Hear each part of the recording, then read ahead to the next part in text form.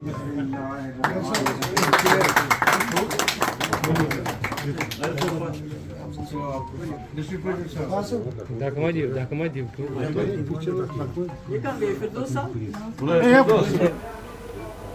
صاحب کا میں استقبال کرتی ہوں اپنے سارے تمام جو ہمارے یہاں سینئر لیڈر ہیں ان کو لے کے. ان کو تو مجھے لگتا ہے ان کا تعارف کرانے کی ضرورت نہیں ہے. سینئر رہے ہیں وہاں اور کافی سالوں سے ایم ایل اے رہے ہیں اور بہت محنت کی ہے. جو اصلی جو نیشنل کانفرنس ایک وقت میں ہوتی تھی اس کے بڑے زبردست ورکر رہے ہیں, پھر لیڈر بھی رہے ہیں. تو آج مجھے بہت خوشی ہے کہ یہ ہماری جماعت کو جوائن کر رہے ہیں. خوشی اس لیے نہیں ہے صرف کہ یہ کوئی اسمبلی سیٹ ہے تو پھر ہماری وہاں, خوشی اس لیے کہ اس وقت جموں کشمیر بہت مشکل حالات سے گزر رہا ہے. اور ایسے میں جیسا کہ آپ نے دیکھا کہ آج 5 اگست کو 6 سال ہو جائیں گے تقریباً جب جموں کشمیر کی تباہی کے, جموں کشمیر کو ٹکڑے میں بانٹا گیا, اختیارات چھینے گئے, سب کچھ. تو اس کے باوجود جو ماحول بنا ہے, گٹھن ہے, بات نہیں کر سکتے ہیں آپ, روز چھاپے, روز تکلیف. اور اب لوگوں نے بہت بڑی تعداد میں یہاں ایک سرکار کو چنا تھا یہ سوچ کے کہ شاید کچھ بدل جائے گا, کوئی تبدیلی آئے گی, کچھ چینج ہوگا. اگر کچھ نہیں ہوگا تو کم سے کم ہم سر اٹھا کے جی سکیں گے. مگر لگتا ہے کہ وہ ایسا کچھ ہوا نہیں. حالات بالکل ویسے ہیں جیسے پہلے تھے, وہی مشکلات ہیں, وہی جیلوں میں ہمارے نوجوان ہزاروں کے تعداد میں بند پڑے ہیں, کوئی پوچھتا نہیں.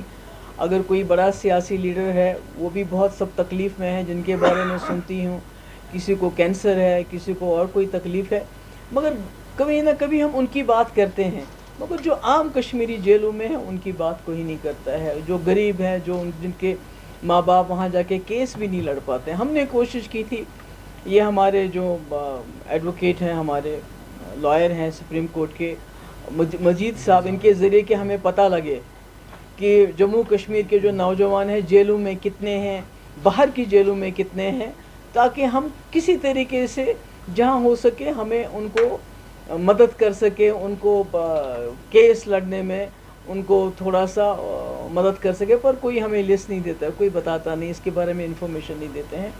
تو اسی طرح بہت معاملات ہیں, بہت مشکلات ہیں. اور کچھ لوگوں کو جو ہیں مشکلات وہ ویسے کے ویسے جوں کے توں ہیں, تو اس میں زیادہ نہیں جانا چاہتی. مگر سب سے بڑا یہ ہے کہ جو ایک گٹھن ہے, جو لگتا تھا کہ ہم نے اپنی جماعت کو چنا ہے تو اس گٹھن سے ہم نکل آئیں گے, اس میں کوئی فرق نہیں پڑ رہا ہے.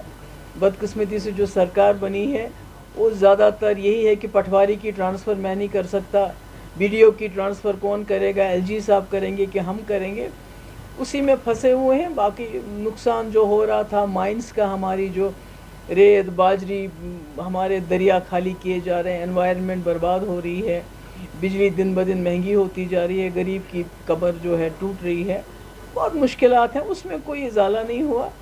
اور اسی لیے میں سمجھتی ہوں کفیل صاحب جیسے پورے ذی شعور سیاست دان جو جانتے ہیں, ان کی ہماری پارٹی میں شمولیت سے جو ہمارا ایجنڈا ہے, خاص کر جو مفتی صاحب کا ویژن ہے کہ جموں کشمیر کو اس مصیبت سے باہر نکالنا ہے. آپ نے دیکھا کہ ابھی پورے ملک کی جو لیڈرشپ ہے ان کو بھی سمجھ آ گیا ہے کہ یہ جموں کشمیر اگر آپ اس کو سنبھال نہیں پاؤ گے تو پوری دنیا میں اس کا چرچا ہو جائے گا. جیسے ہو رہا ہے, جیسے ہوا, جیسے جنگ کے دہانے سے ہم لوگ واپس آئے ہیں. تو اس لیے وہ جو پرانے لیڈر تھے, چاہے جواہر لال نہرو سے لے کے باقی, وہ جو جموں کشمیر کو سنجو کے رکھتے تھے, اس قسم کی چھیڑ چھاڑ نہیں کرتے تھے. تو ان کو یہ معلوم تھا کہ جموں کشمیر بڑا سینسٹیو ایشو ہے, اس کو اگر ہم نے اندر ملک کے اندر اس کو سنبھال کے رکھنا ہے, سنجو کے رکھنا ہے, تو اس کے ساتھ ایسی کوئی چھیڑ چھاڑ نہیں ہونی چاہیے جس سے پوری دنیا میں ماحول جو ہے ایک الگ قسم کی بات ہو جائے اور دونوں ملک جنگ کے دہانے پہ پہنچ جائیں. مجھے لگتا ہے, میں امید کرتی ہوں وہ یہ بات سمجھ گئے ہوں, اور اپنی جو ان کی آئرن فسٹ پالیسی ہے, جس طرح وہ انہوں نے پچھلے 6 سال سے یہاں پالیسی ایک اپنائی ہے, میں امید کرتی ہوں اس میں تبدیلی ہوگی. اور اس میں کفیل صاحب جو ہے جیسے لوگ جو ہیں, مجھے پوری امید ہے ان کے آنے سے ہماری پارٹی اور مضبوط ہوگی, نہ صرف اس علاقے میں بلکہ پورا جو ہمارا نارتھ کشمیر میں, اس میں ان کا اپنا ایک اثر رسوخ ہے. اور میں شکر گزار ہوں اپنے جو ہمارے ڈسٹرکٹ پریزیڈنٹ ہیں فردوس صاحب ہیں، ڈاکٹر عباس صاحب ہیں، جتنے بھی لوگ اس وقت لگے ہوئے تھے کہ ان کو لانا ہے، پارٹی کو مضبوط کرنا ہے، ان کی بھی میں بہت شکر گزار ہوں. تھینک یو سو مچ. آپ سے 2 باتیں پوچھنا چاہیں گے.